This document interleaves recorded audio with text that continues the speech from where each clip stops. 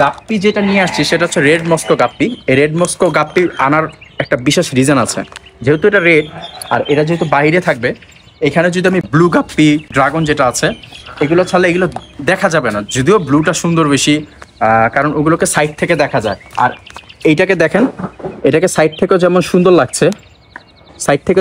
লাগছে, এটাকে কিন্তু আপনার উপর থেকেও যদি আমি উকি দিয়ে এভাবে দেখি তাহলেও কিন্তু দেখতে সুন্দর লাগবে। ব্লু মস্কোগুলোকে উপর থেকে দেখলে কি হয়, কালো লাগে। তো যার কারণে আমার বাইরে যে এই ন্যাচারাল যে ফিশ ট্যাঙ্কটা আছে এটাতে ব্লু মস্কো অথবা ড্রাগন আমি যেটাই রাখি দেখতে সুন্দর লাগবে না, যার কারণে আমি রেড মস্কো গাপ্পিটা নিয়ে আসছি। একবার কোয়ালিটিগুলো একটু দেখেন,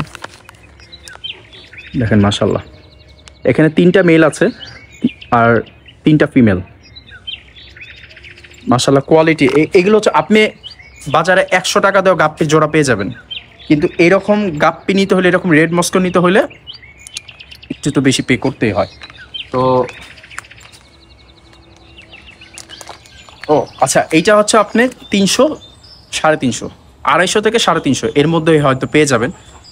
আর কিছু কিছু জায়গা তো 500-600 টাকাও চার্জ করে, তো একটু বুঝে শুনে কিনবেন আর কি, কোয়ালিটি অনুযায়ী। তো এইটার জন্য আমি আরেকটা হচ্ছে এই গাপ্পির সাথে আমি চিন্তা করেছি এই যে রেডিয়াম হোয়াইট মলি বা স্নো মলি যেটাই বলি, এই রেডিয়াম মলিগুলো রাখবো। এখানে একটা মেল আছে, 2টা ফিমেল আছে।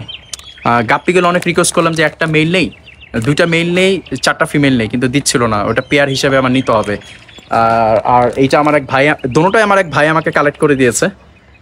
তো উনি আমাকে এখানে একটা মেল দিয়েছে, 2টা ফিমেল দিয়েছে। এখানে বিশেষ করে এখানে মেল কোনটা আমি দেখাই, যেটা লেজটা একটু বড় সেটাই হচ্ছে মেল।